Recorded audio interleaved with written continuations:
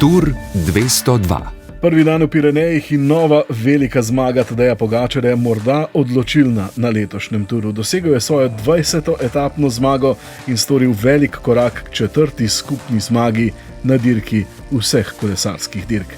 Njegova prednost več kot 2 minuti na vrhu Otakama, skupno pa zdaj več kot 3 minute in pol. Naš gost je eden najboljših slovenskih kolesarjev začetka slovenske samostojnosti, to je Valter Bonča. Lep pozdrav, Valter. Lep pozdrav.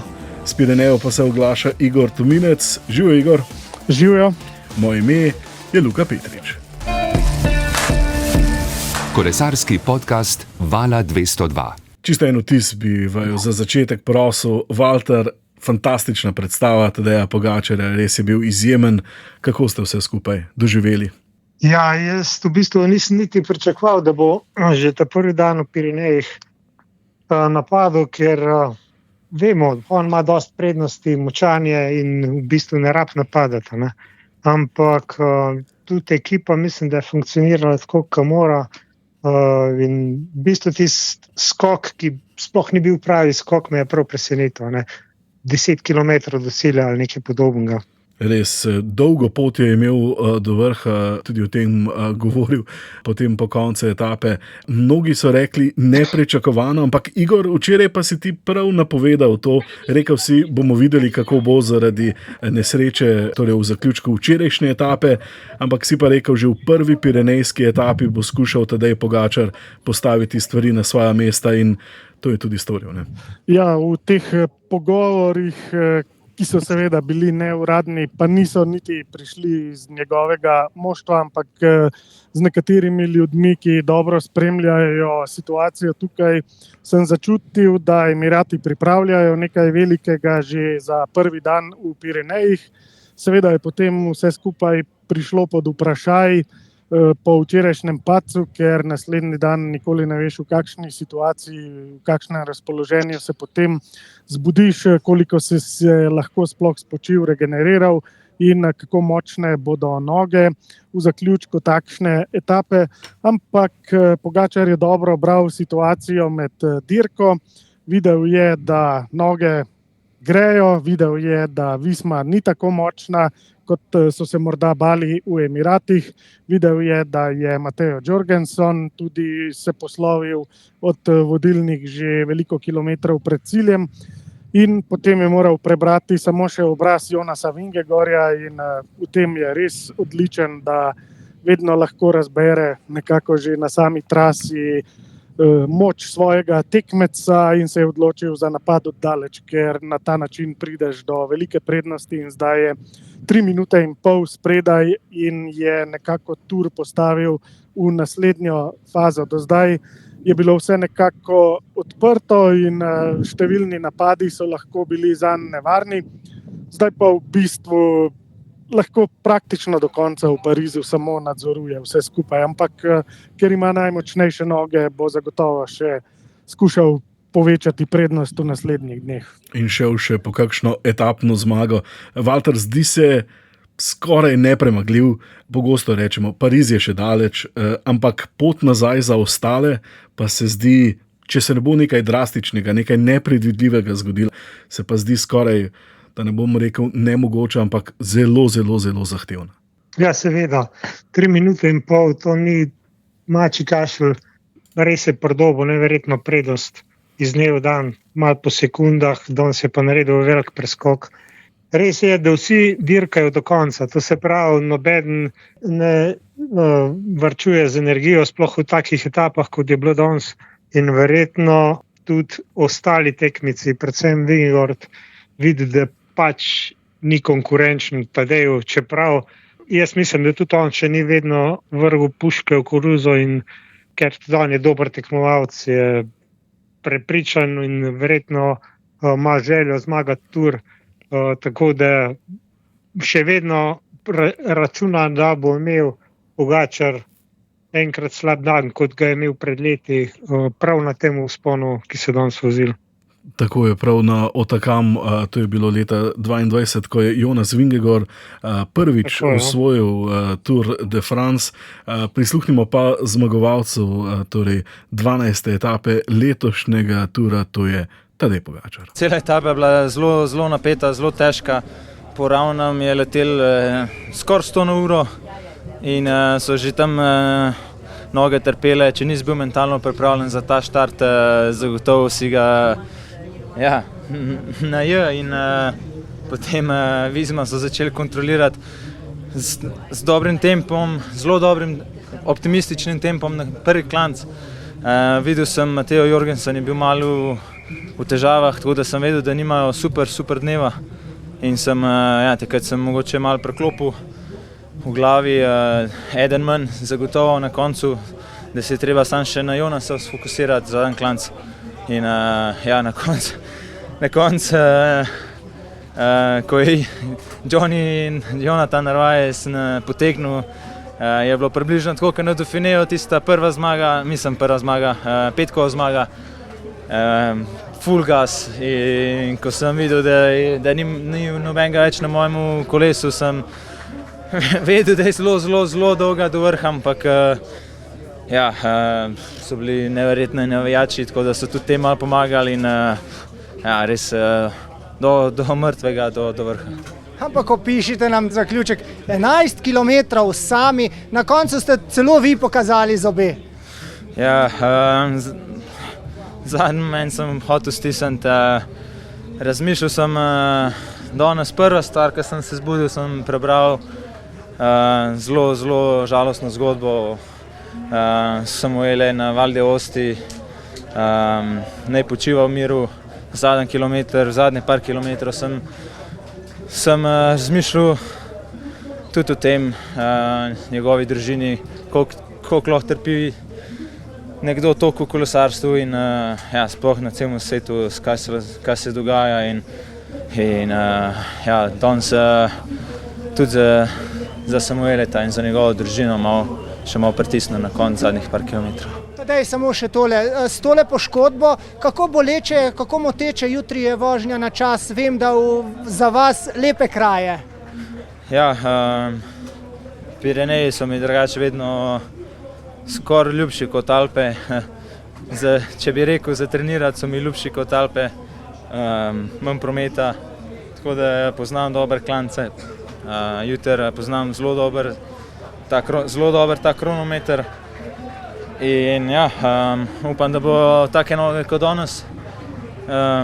Poškodbe niso gromozanske, malenkost me boli bok, ampak samo če delam akrobatiko, tako da tega mislim, da jutri ne bomo izvajali, bomo samo vozili kolo, tako tale premik je čisto v redu. Res neverjetno, več kot 10 km je bilo še do vrha, ko je Tadej Pogačar sprožil ta napad. Je pa že Igor omenil, torej Tadej Pogačar, odlično delovanje svoje ekipe, da je Wellens pomagal pred vstopom v zadnji klanec, potem pa Yates in še Narvaez tam v tistih začetnih kilometrih, torej na polno, da sta mu nekako pripravila ta uvod v zaključek etape, kjer pa je Tadej potem vse postavil na svoje mesta. Ne? Današnja etapa je Pogačarjeva najvišja zmaga proti Vingegaardu na turu, kadar sta se v zaključku etape med seboj pomerila za etapno zmago. Drugače pa ga je pred 4 leti v 8. etapi, takrat, ko je že v 8. etapi zakoličil svoj drugi tur, zapečatil, pustil za seboj kar za 3 minute 20, ampak takrat se nista borila za etapno zmago, pač pa sta se vozila nekaj minut zadaj. Kakorkoli že, v neposrednem obračunu je to najvišja zmaga Pogačarja proti Jonasu, tako da mislim, da je danes dobil odlično zadoščenje za vse, kar se je dogajalo v preteklosti, ko mu je Jonas kdaj zadal tudi kakšen poraz in leta 2022 mu ga je na tem vzponu oziroma prelazu Otakam, takrat z veliko pomočjo Wouta van Aerta. Zdaj pa so razmerja moči bistveno drugačna in Če je kdo slučajno še dvomil do današnje etape, pač da je Pogačar prvi zvezdnik tura, zdaj tega dvoma ni več in bomo samo videli, koliko lakote bo še imel po uspehih do konca tega tura. Obenem pa je treba poudariti tudi še eno stvar, da po padcu, ki ga je staknil včeraj, bo verjetno v naslednjih dneh kakšen dan malo slabši Pogačar, kot je bil danes. Zato morda je še bolj bil motiviran, da v tej etapi naredi nekako konec temu. Zdaj imamo situacijo, ko je Pogačar nekako tur bolj ali manj že odločil oziroma je zelo zdesetkal vrste svoje konkurence in zdaj ne pričakujemo več, da bi bil deležen teh drobnih napadov konkurenčne Visme, predvsem strani pomočnikov. Nadzorovati mora Jonasa do konca letošnjega tura in to je to. Odvisno je pa potem seveda od lakote, kolikokrat bo še želel se pojaviti na najvišji stopnički v etapi. Ja, res, torej Jorgenson, ki je precej zaostal, ni zdaj konkurenčen v skupnem seštevku. Tudi ta prednost, ki ga je imela Visma v primerjavi z ekipo UAE, da ima dobrega drugega pomočnika, potem ko je odstopil Joao Almeida, zdaj ta prednost se je po tej etapi izničila. Prisluhnimo, kako je vse skupaj doživel športni direktor ekipe UAE, to je Andrej Hauptmann. Kot smo povedali, 11 stresnih dni, prvih dni in zadnjih 10 km, tistih 11 dni, se je zgodil padec, ki bi lahko vse obrnil na glavo. Seveda smo se vsi malo strašili. Zjutraj, že zvečer je tedaj bil videti sproščen, zjutraj vstal je bil čisto v redu, tako da, ampak nikoli ne veš, taka stvar hitro lahko pusti posledice. Danes vroč dan, spet na polno od štarta, ampak uspel nam je točno tako, kar smo si zamislili.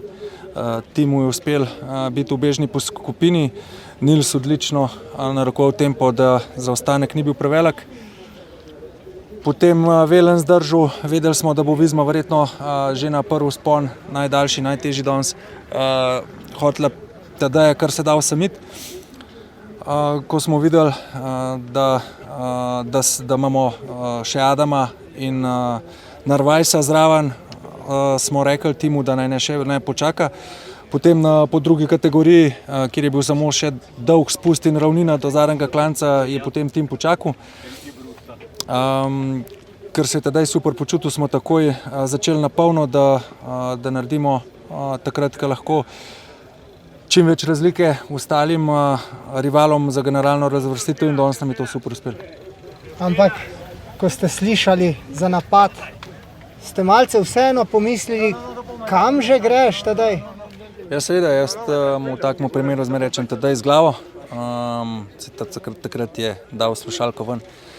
Potem je pa dal nazaj in smo ga samo spodbujali in mu govorili časovno razliko, pa kakšna je klančina do cilja. Še to, jutrišnji kronometer. Ta kronometer smo si res podrobno ugledali, ga kar nekajkrat prevozili.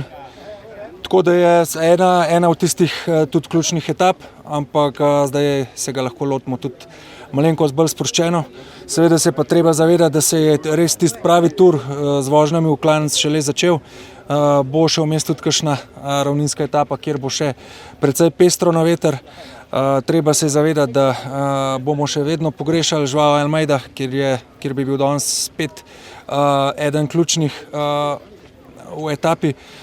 Tako da dolga pot je še do Pariza. Andrej Hauptmann, z njim se je pogovarjal televizijski kolega David Črmel, je odlično razčlenil tudi delovanje in taktiko ekipe UAE v tej etapi. Super mi je bilo slišati glede slušalke, kajti to sem opazil, da jo je nekajkrat dal ven iz ušesa in potem nazaj notri. Tam predvsem, ko so ga skušali ustaviti, si predstavljam, da velikokrat takšne stvari sliši, si je torej slušalko vrgel iz ušesa. Skušali pa so torej osamiti voditi Visma Tadeja Pogačarja in ni jim uspelo. Valter že skozi ves tur vidimo, da skuša Visma otežiti dirko, da skuša pretresti Pogačarja s svojimi neprestanimi napadi, ampak Pogačar je najmočnejši na tem turu in se mi zdi, da to, da so oteževali tur do zdaj, je bila vendarle voda na Pogačarjev mlin. Ja, seveda, s tem napadi, ki so napadali, so tudi svojo energijo trošili in danes so bile že prve posledice.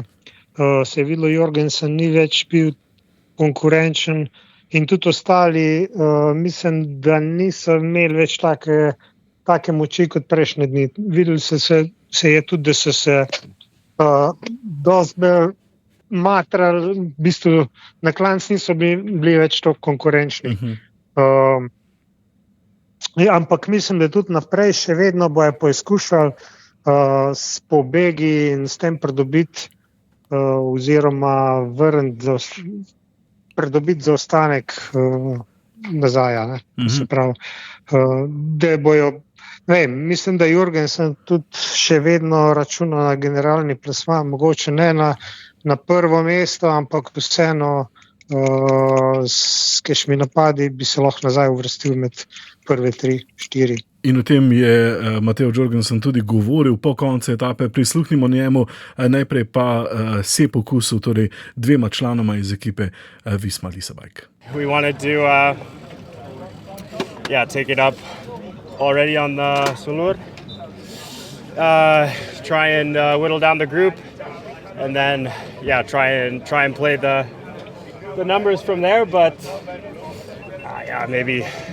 maybe the strategy was a bit too aggressive for the legs we had on the day, but you can never predict that going into it, and I think we can be happy with trying, and halfway through the stage we kind of had to pivot the strategy a bit, ride a bit more defensive, but in the end it just came down to the last climb, and fair showdown. Just struggled through it, but with the fight with the brake and everything and the heat, it was a really hard day. Do you think that was the heat that you had not the best day? I have no excuses. I just had a bad day and I'll have to get much better. Slišali smo torej Sepa Kusa in Mateja Jorgensena. Sep Kus je povedal, da so skušali napasti že na prvem vzponu.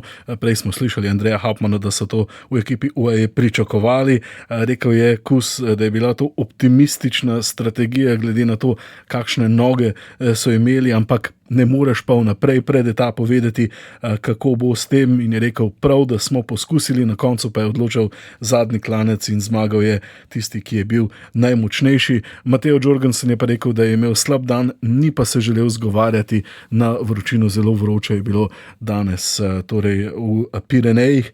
Igor, tvoje mnenje bi rad še tu slišal. Prej je Valter rekel, da bo po njegovem Visma še naprej poskušala na podoben način. Se tebi tudi zdi, da bo Visma še naprej šla po tej smeri? Tomaž Poljanec je mimogrede v televizijskem studiu rekel, da Visma svojo taktiko napada sama sebe. Se ti zdi, da bodo tej napadi še naprej glavna taktika Visme v nadaljevanju dirke?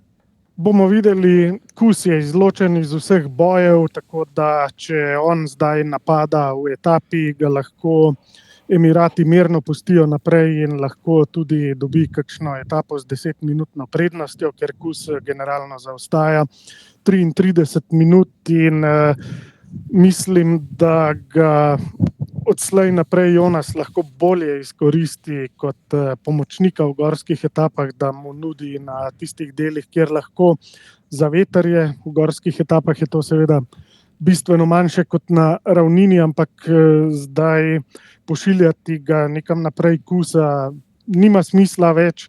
Medtem ko se Jorgensen, ki je 10. v skupnem seštevku in ima 12 minut zaostanka, še vedno lahko umeša, tako kot pravi Valter, precej naprej, vendar bo moral imeti boljše noge kot v tej etapi. Zdaj od 3. mesta naprej so razlike majhne, do 3. mesta pa so ogromne. Torej Pogačar je 3 minute in pol pred Vingegorjem in nekaj manj kot 5 minut pred Evenepoelom. To so že astronomske razlike. No, potem od 3. Evenepoela in do 10. Jorgensona pa spet ni tako veliko, je približno 7 minut in vmes je še 5-6 drugih kolesarjev, tudi Roglič na 7. mestu, ampak Pogačar je že v prvi pirenejski etapi vse postavil na glavo, zdaj že 7. Roglič zaostaja 7 minut in pol in bolj ali manj tudi Roglič lahko razmišlja samo še, ne vem, o 3. mestu maksimalno, ker Remko danes, ki je na 3. mestu, je pokazal nekaj slabosti, kaj več ne. Mislim pa, da Visma mora zdaj staviti na to, da ima čim več pomoči na trasi Jonas Vingegaard, lahko pa jih pošljajo še naprej kot satelitske pomočnike, ampak vse zmislijo samo na Vingegaarda. Valter, preden vas vprašamo o Primožu Rogliču pa v tej borbi za 3. mesto, me še nekaj zanima o Tadeju Pogačarju in sicer, kaj vas najbolj navdušuje pri njemu? Toliko izjemnih vrlin ima, na vse zadnje je spremenil svoj šport s svojim agresivnim načinom kolesarjenja. Znova je danes pokazal, da je najmočnejši, najboljši svetovni prvak, je zdaj dobil že 20 etap na Touru, 9 spomenikov ima, izjemno je raznovrsten, izjemno gledljiv, napadalen, še bi lahko naštel, ampak kaj pa tisto, kar je vam najbolj všeč pri Tadeju? Ja, najbolj všeč mi je predvsem to, ker vedno poskuša nekaj novega. To se pravi, kot gledalec, če vzamemo naprimer Tour de France ali pa kakšno drugo dirko, včasih vem, sem pred televizijo večkrat zaspal, zato ker je bilo dolgočasna dirka. Danes pa v bistvu ne smeš zaspati, ker se zbudiš že Pogačar 3 minute v begu. Tadej Pogačar je najboljša budilka. Ja, ne smeš, mislim, je res nepredvidljiv in zraven vsega je pa še sproščen, vidi se, da res uživa v temu. Tudi danes se je videlo, kaj je prišel, kaj je bežal, pa je unemu motoristu se zataknila una tabla v motor, se je kar z njim ukvarjal, tako da je to njemu res igra in uživa v tem in to mi je najbolj všeč, ker se vidi, da ni sam matranje pri njemu. Čeprav se bolj matra, kot se vidi na televiziji. Kolikor pa želi pokazati. Na vse zadnje je tudi to pomemben del taktike, da tekmecem ne pokažeš, kako utrujen si.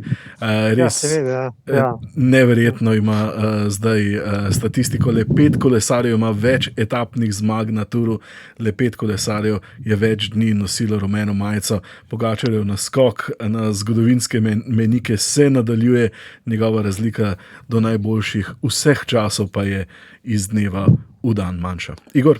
Dobesedno z nasmeškom se vozi pri takšnih napadih, tako da mislim, da je v najboljši koži, kadar je tako močen kot danes in lahko pusti vse za seboj.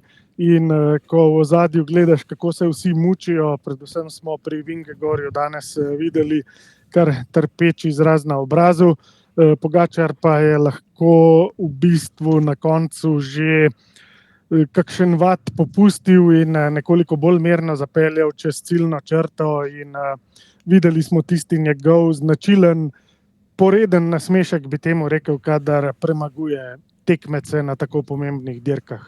Valter, sem slišal, da ste tudi vi želeli še nekaj dodati. Ja, hotel sem reči, da mislim, da on niti ne šteje teh zmag, ampak on si želi zmagati, ker ve, da je res v dobri formi, uživa v temu in to mu je res najlepše.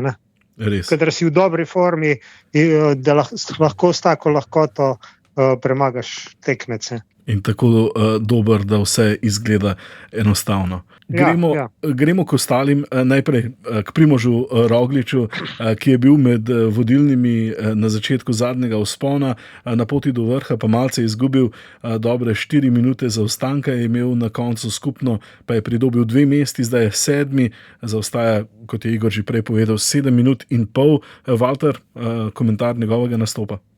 Ja, vidi se, da pridobiva, da je v formi, da je vsak dan boljši. Zdaj tudi prehajajo njegove etape, ki so malo težje.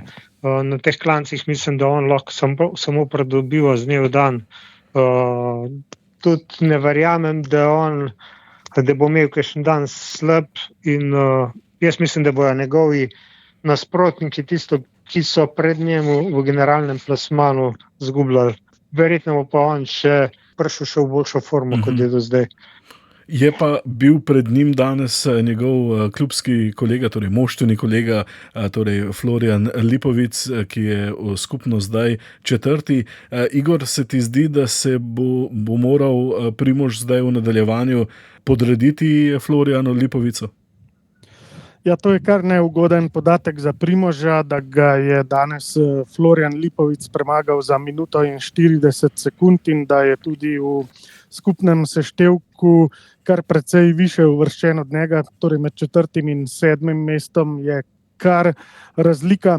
Zdaj po eni etapi še ne bomo delali zaključkov, ampak če bo Florian Lipovic še jutri v kronometru, kar mislim, da ne bi smel, povečal prednost pred Primožem, pa potem še v eni pirenejski etapi, potem se lahko zgodi, da bo Primož pač zaradi profesionalne narave tega športa dobil moštvena navodila, da mora pomagati Lipovicu. Je Primož že kdaj prej v karieri v takšno situacijo prišel, konec koncev tudi za Vismo je moral krepko pomagati Jonasu Vingegorju, takrat, ko so lomili Pogačarja. Skratka, ne bi bila to povsem nova situacija. Je pa neugodno, kajti v tistem trenutku, ko je nekdo drug, potem prvi kapetan na turu, potem se mora Primož sprijazniti z nekoliko spremenjeno in drugačno vlogo. Ampak jutri je gorski kronometer, konec koncev je bil Roglič v gorskem kronometru olimpijski prvak oziroma v zelo gorsko obarvani trasi tistega kronometra. In če ima še kaj tistega dinamita v svojih nogah, bi lahko prav v tej etapi izredno dobro se odrezal Roglič in bomo šele po njej, oziroma ko bodo končani Pireneji, potem delali vse te zaključke, kakšna točno bo njegova vloga v nadaljevanju tura. Valter, Igor je že prej malce nakazal, kako izgleda boj za stopničke. Zdaj je torej skupno na 3. mestu Renko Evenepoel, potem ko je ostal v bistvu na tem mestu. Jonas Vingegaard ga je prehitel, ampak je izgubil nekaj mest do sedaj vodilni Irec Hili. Florian Lipovic skočil z 8. na 4. mesto, Kevin Voglen je pridobil 1 mesto, je 5. Oscar Only, ne vem, koliko ljudi ga je pričakovalo, da bo v najboljši 6 na polovici tura, torej on na 6. mestu z minuto in pol prednosti pred 7. Primožem Rogličem. Kdo se vam zdi zdaj favorit za 3. mesto, oziroma bi še tako vprašal, se vam zdi odprt boj tudi za 2. mesto? Se vam zdi, da je Jonas Vingegaard ranljiv do konca dirke? Ne, jaz mislim, da ne, da on je definitivno drugi, ampak če bi pa njega vprašali, verjetno še vedno razmišlja o 1. mestu.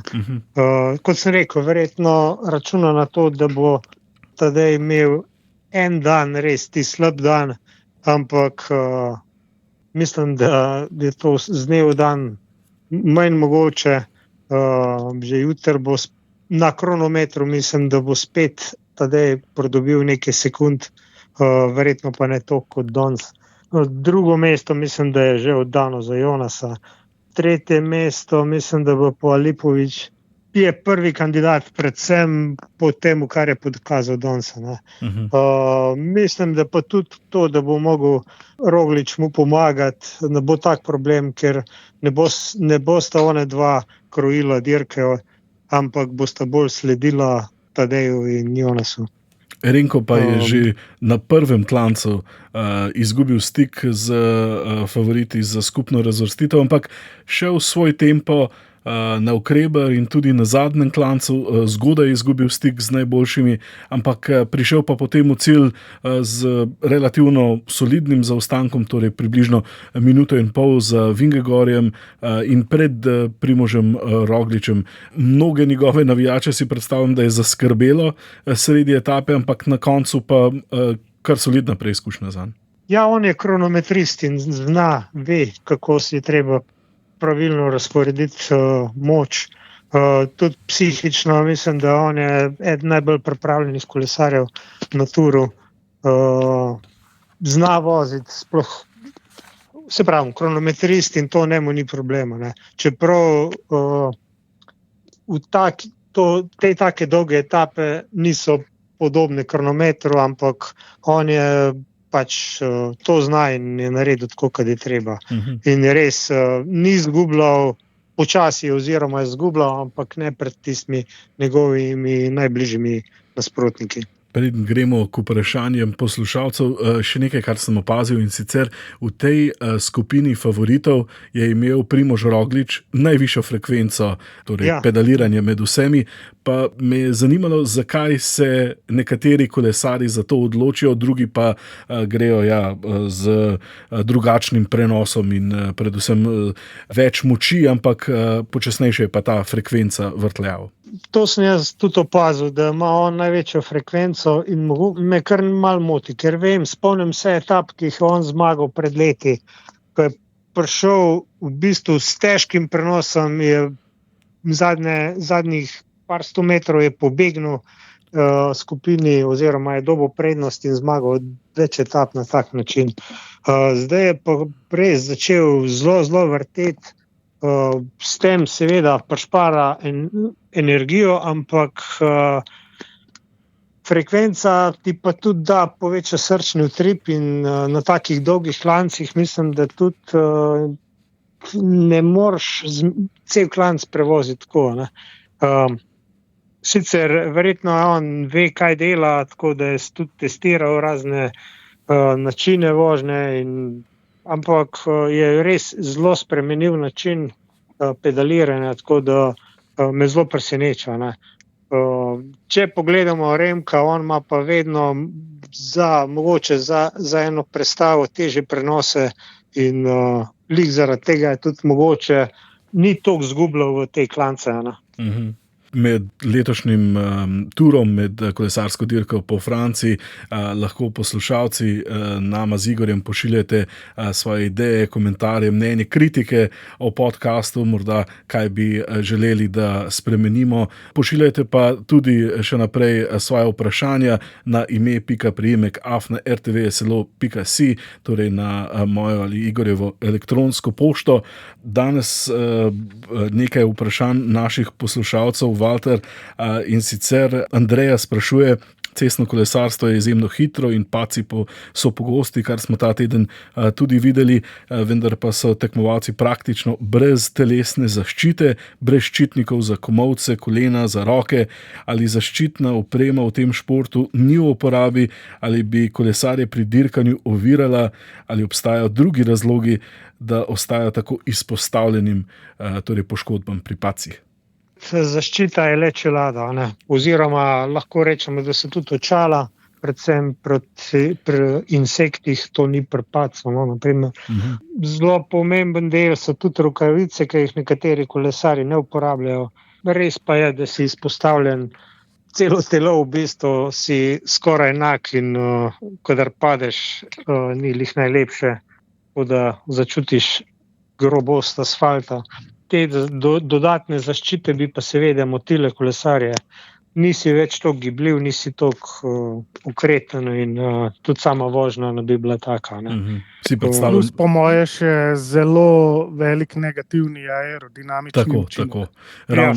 Ravno nekaj podcastov nazaj smo se pogovarjali z Borisom Premužičem, ki je po svoji kolesarski športni karieri se ukvarja tudi z izdelovanjem, oblikovanjem dresov in je rekel, da je verjetno najpomembnejše pri oblikovanju dresov aerodinamična lastnost dresov in si predstavljam z ščitniki, ki bi ščitili sklepe in druge dele telesa, bi se to, kot si rekel Igor, precej zmanjšalo.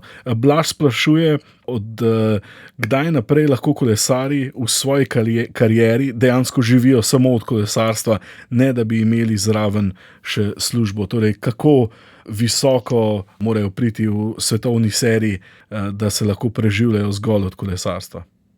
Ja, to je zelo odvisno od pogodbe, seveda. Od pogodbe in pa tudi od potrošnje, ki jo imaš. Zdaj, če ti kar zaslužiš, tudi porabiš, oziroma neracionalno porabiš, se lahko kar pripraviš, da boš hitro se lotil delati po karieri. Zdaj, težko je reči. Jaz mislim, da ni tak širok krog kolesarjev, ki zaslužijo toliko, da bi lahko v naslednjih oziroma v letih po karieri uživali v penziji. Jaz mogoče bi rekel 20-30, težko rečemo, ker tudi ne poznam vseh pogodb kolesarjev. Mislim, da pa ni to tak širok krog. Vemo, da to ni nogomet oziroma kakšen drug šport, ki je bolj finančno podprt. Večina kolesarjev, ki živijo res športno življenje, se tudi po karieri ukvarjajo s kolesarstvom oziroma z delom v športu. Tako ali drugače, torej, kot smo prej slišali, Boris Premužič, oblikovanje dresov, vi imate svoj kolesarski center, Andrej Hauptmann, danes smo ga že slišali, da nima športni direktor in tako dalje. In pa številni mehaniki in maserji iz kolesarskih vrst tudi v svetovnih ekipah, torej World Toura. Mogoče na tej točki lahko za informacijo damo, da ko nov kolesar vstopi v World Tour, je minimalna plača nekaj manj kot 50,000 evrov. Ko pa že imaš nekaj staža v World Tour, je minimalna plača 70,000 evrov. In to seveda prinaša nekaj zaslužka, ki se potem po karieri lahko dokaj hitro stopi. V domačih kontinentalnih zasedbah lahko samo določeni člani zaslužijo toliko, da je za sproti, ampak nič zagotovo ne ostane na računu, ko je kariera končana, če si pač vozil samo za kontinentalno zasedbo. Me pa zanima, če mogoče Valter iz svoje izkušnje pove, za sabo imate 2 nastopa na Giru, torej ste nastopali tudi na največjih svetovnih dirkah in koliko je v bistvu ostalo za po karieri in kako hitro ste se morali lotiti drugega dela? Po karieri sem se kar hitro lotil. Kariera je bila še kar dolga. Končal sem kariero pri 38 letih. Razmišljal sem pa že par let prej, da bi prekinil. Nisem točno vedel, kaj bi počel. Moja edina naloga je bila kolesarjenje, trening in več let sem razmišljal samo tole. Kasneje sem pa vedel, da pač tako več ne gre, da bom mogel nekaj drugega se lotiti in odločil sem se, da bom kolesarsko trgovino odprl. Pač to zahteva tudi nekaj denarja in s tem sem v bistvu veliko vložil v kolesarsko trgovino, zraven sem naredil še hišo, tako da tisti denar, ki sem ga zaslužil, mislim, da se je kar v redu porabil oziroma si je zaokrožil, tako da tudi nekaj prinese s tem.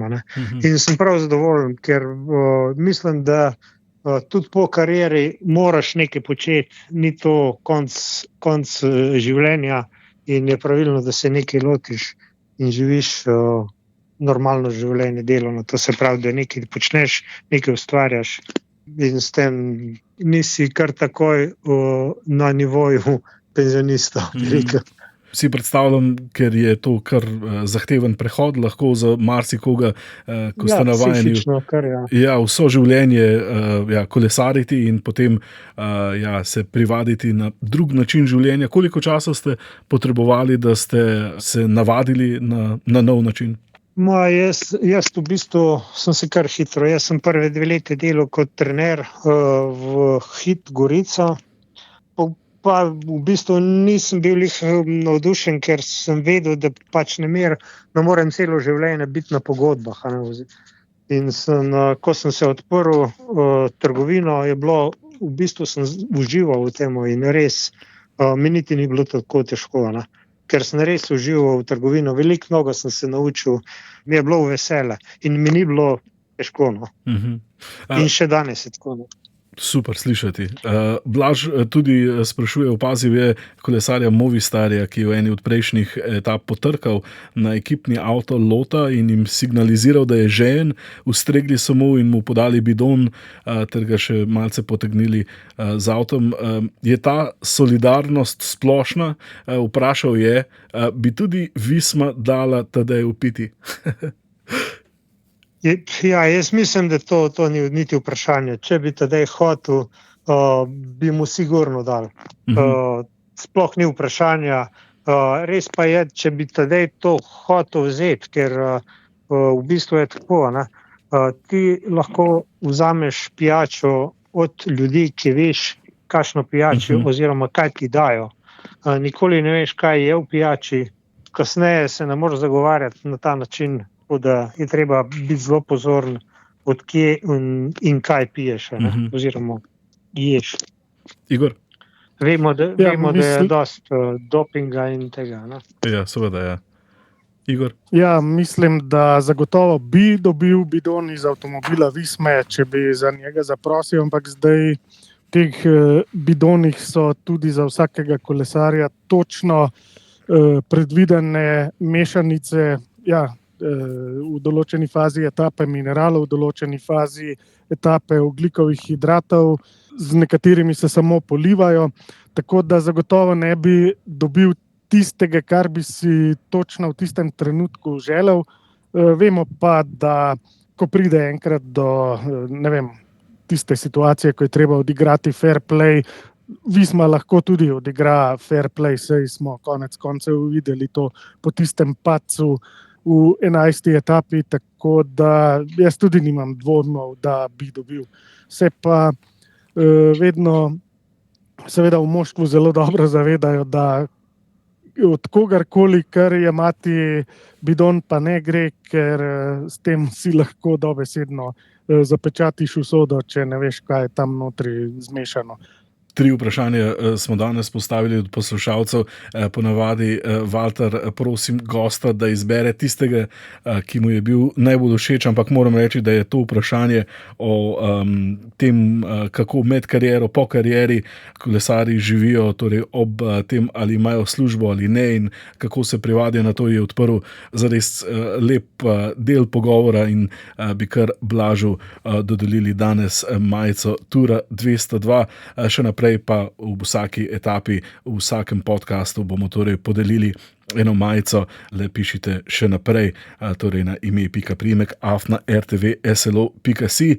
Gremo pa zdaj še k naši današnji reportaži. Miha Švaljo je pripravil in gremo na prizorišče začetka 12. etape.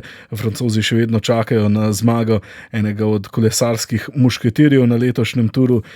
Današnja etapa pa se je začela v mestu, odkoder prihaja eden najbolj znanih prebivalcev tega dela Francije, to je kraljevi mušketir D'Artagnan, ki ga je v romanu Trije mušketirji ovekovečil Alexandre Dumas. Auch, torej mesto, ki je gostilo uvodu v 12. etapo, ima približno toliko prebivalcev kot Ptuj in svojimi čudovitimi srednjeveškimi ulicami, morda tudi malo spominja na to štajersko mesto. Skozi obe mesti poteka tudi Jakobova romarska pot. Mesto, torej Auch, je obiskal tudi Miha Šval. Vous écoutez Val 202 et bienvenue à Auch. Med mehkimi griči v osrčju jugozahodne Francije že stoletja kljubuje času Auch. nekoč prestolnica Gaskonje, danes pa nekoliko zaspano podeželsko mesto sredi departmaja Gers, ki obiskovalcem ponuja ne le potovanje v zgodovino, ampak tudi pristno izkušnjo slikovitega, ležernega in prijaznega francoskega juga. Romain, ki sem jo srečal na parkirišču pod mestom, mi je svetovala, naj ogled mesta začnem z vzponom po znamenitem stopnišču. Quiet and there is a lot of things to see. To je zelo mirno mesto, ki ima veliko znamenitosti, res veliko. To stopnišče je samo za uvod. In če se želite zvečer zabavati, je kar nekaj mest, kjer je zabava zagotovljena. Vzpon po mogočnem, neoklasičnem stopnišču, ki so ga sredi 19. stoletja gradili kar 5 let, ponuja čudovite razglede na mesto. L'escalier monumental, so the monumental staircase. It was built to link the downtown to Povezuje the upper spodnji town. in zgornji del mesta. S 374 stopnicami mi je razložila Bruna, vodička iz turističnega centra Auch. And on the first base you have the statue of D'Artagnan. Na prvi terasi tega impresivnega kamnitega stopnišča, ki je danes uvrščen med pomembne kulturne spomenike v Franciji, stoji kip morda najbolj znanega Gaskonca, znamenitega mušketirja D'Artagnana. Because D'Artagnan, he really existed.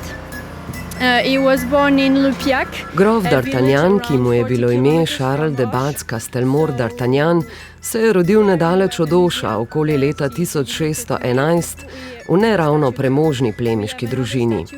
Proslavil se je kot pripadnik slavne kraljeve garde Ludvika XIV., elitnih mušketirjev, ki so varovali francoskega sončnega kralja. In vsi smo nanj zelo, zelo ponosni. So it's a really important figure in the Gers. Njegovo pustolovsko življenje je postalo navdih za številne zgodbe in literarna dela. Daleč najbolj znan pa je seveda roman Trije mušketirji Aleksandra Dumasja. Ta literarna upodobitev je D'Artagnana povzdignila v eno najbolj znanih osebnosti francoske zgodovine in književnosti, saj je doživela nešteto transformacij tako na filmskem platnu kot televiziji, v animiranih serijah, videoigrah in vsem ostalem. We are going to start with the cathedral. Poleg stopnišč in D'Artagnanovega kipa je tretja najpomembnejša točka mesta znamenita katedrala Svete Marije, ki se je ne bi sramovalo niti kakšno bistveno večje mesto, kot je Auch. They needed 200 years to complete it? Yeah, so it started with the Gothic period and it went until the Renaissance. Gradnja katedrale se je začela konec 15. in končala 200 let pozneje, konec 17. stoletja, zato združuje tako gotski kot tudi renesančni slog. So to enter it's this one. You have 18 stained glass windows by Arnaud de Mol, which Krasijo jo velika okna s čudovitimi vitraži, ki prikazujejo prizore iz življenja svetnikov, ki jih je izdelal veliki renesančni umetnik Arnaud de Mol, ki je kot eden prvih v tistem času rezal stekla z diamantno konico. In the 16th century he did it. Yeah. Pardon. So he is the guardian. Tibor, varnostnik v katedrali, naju je med občudovanjem vitražev opomnil, naj ne bova preglasna, nato pa prijazno razkazal del cerkve s 500 let starimi kornimi klopmi, poleg vitražev najimenitnejši del katedrale. Et donc le chœur des stalles, qui est une œuvre exceptionnelle, Korne klopi v katedrali so izjemno umetniško delo, zapuščina francoske renesančne umetnosti. Na hrastovih stolih je urezanih več kot 1500 figur, ki predstavljajo tako svetopisemske kot satirične prizore iz vsakdanjega življenja. Naredili so jih za zbor kanonikov nadškofije, ki je bila takrat z obsežnimi posestmi drugo najbogatejše območje v Franciji, saj se je raztezala čez celotno Gaskonjo. Là-dedans, en plus de la prière. Katedrala Svete Marije z izjemnimi vitraži in kornimi klopmi je tudi ena najpomembnejših romarskih točk, Jakobove romarski poti Tolosana, ene od 2 v Žersu in najjužnejše od 4 francoskih. North of the department and one that crosses Auch. So it is important for the department. We have a lot of pilgrims that go. Vse 4 se potem v Španiji združijo v Camino Frances, francosko pot, ki seveda vodi po severni Španiji vse do romarskega središča Santiago de Compostela. En français? Ja, ok, français. Il y a 3 ans, on est parti de Arles et on fait la voie d'Arles. Nedaleč od katedrale sem ob srebranju kave zmotil 2 romarki.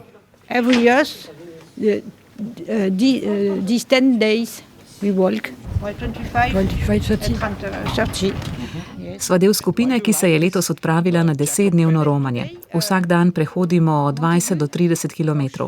Hodimo vsak svojim tempom, ujamemo pa se popoldne ali zvečer v romarskih zavetiščih, kjer spimo. Na tej poti ni pretirane gneče, je pa čudovita pot, ki vodi skozi idilično pokrajino.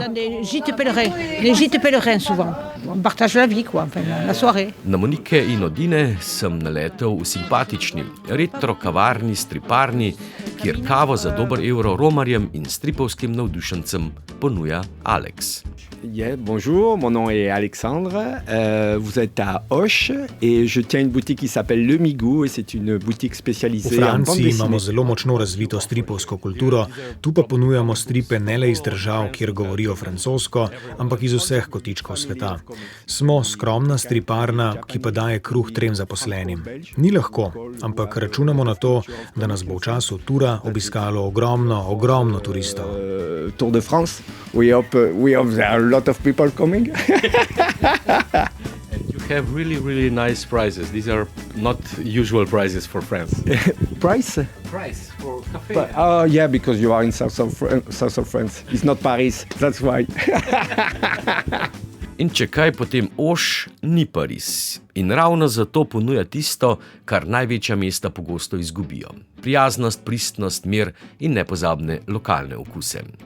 Če boste kdaj obiskali Auch, ki leži sredi vinorodnega območja, preprosto ne bo šlo drugače, kot da poskusite deci rujnega in če tudi niste ljubitelji žganic, tudi ne brešilca enega najbolj znamenitih francoskih brandijev, Armagnaca. How you say cheers in French? Santé. Santé. Santé. Meni ga je za pokušino nalil Lucien, nekdanji učitelj, ki je v času korone streljaj od katedrale odprl lokal Chez Lucien, v katerem obiskovalce zdaj poučuje o francoskih vinih in žganicah.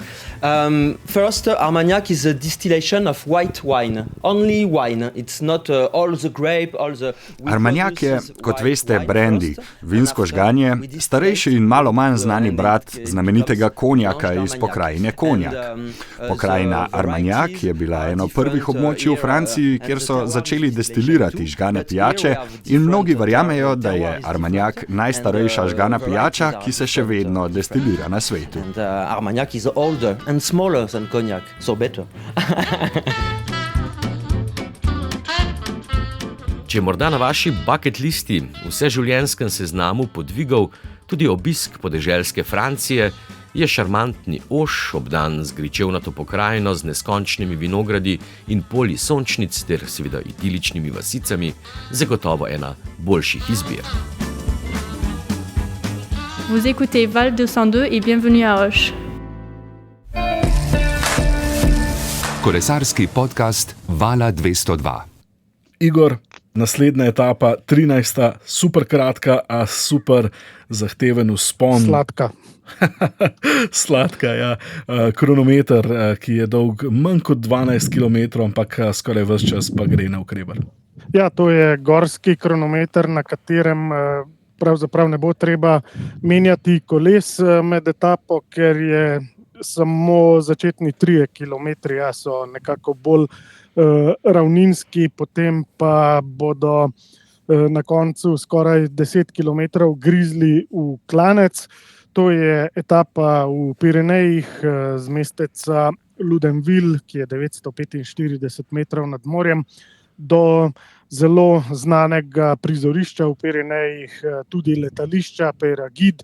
Tam smo seveda že videli etape Tura, ki so se odločile, tudi sprint med Pogačarjem in Vingegorjem smo že videli na tem prizorišču, tudi tokrat bosta po trasi vozila vsak sam. Ciljno prizorišče je 1580 metrov nad morjem, tako da bodo v etapi kolesarji pridobili približno 600 metrov višinske razlike. In čeprav je kratka etapa, se bodo ustvarile razlike podobne kot v današnji etapi. Zaradi tega, ker dobesedno je Pogačar že danes odpeljal ravno takšno razdaljo gorskega kronometra. Tako da, če bi res še enkrat naredil 2 minuti prednosti proti Jonasu, bi bilo to naravnost neverjetno. Je pa ena razlika, da bodo pač tokrat starta šli popolnoma spočiti in pripravljeni. V tej gorski etapi pa so seveda za seboj že imeli 170 km na tisti točki, ko je Pogačar potem startal, kar pomeni, da je večja razlika med njim in tistimi, ki so kakšen odstotek, 2-3 slabše pripravljeni od njega, ker potem jim takšen šampion ravno v najbolj trpečih trenutkih lahko zada največji udarec. Ob 13:26 minut bo startal, ko smo že pri mušketirjih, prvi od slovenskih 4 mušketirjev Luka Mezgec, potem ob 13:53 Matej Mohorič, 16:53 Roglič in 17:05 je start Tadeja Pogačarja. Bilo pa je, Valter, nekaj dilem, ali uporabiti cestno kolo ali kronometrsko, glede na to, da gre ves čas navzgor. Lahko obrazložite, kaj so prednosti enega in drugega v jutrišnji vožnji na čas? Ja, kronometrsko kolo je seveda prednost v tem, da je aerodinamično. Sama pozicija na kolesu je bila aerodinamična in seveda si hitrejši.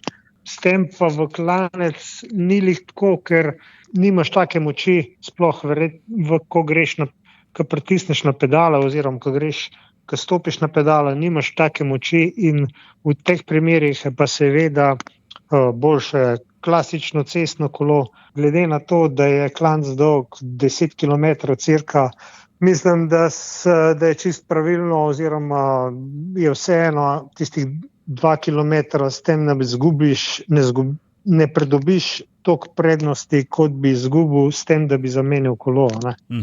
Seveda je odvisno od samega kolesa, torej pri eni ali pri vseh ekipah, ampak načeloma se vam pa zdi, da se bo večina odločila za cestno kolo.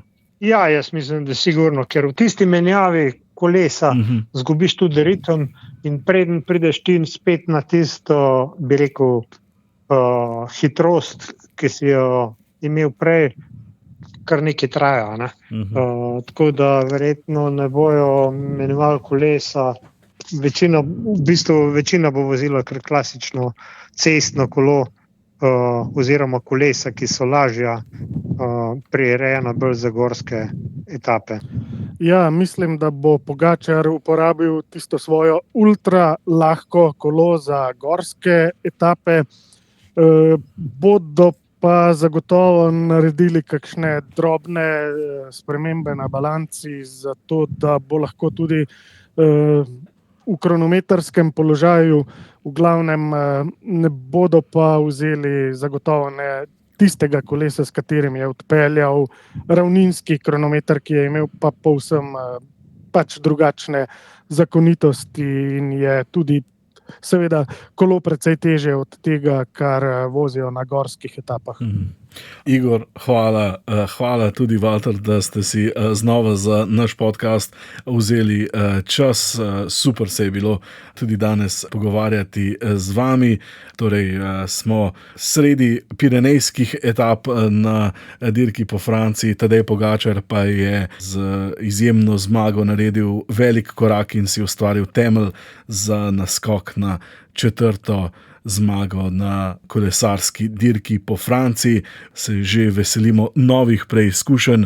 Tour 202 bo tudi po jutrišnji etapi z vami. Uživajte, se slišimo. Tur 202.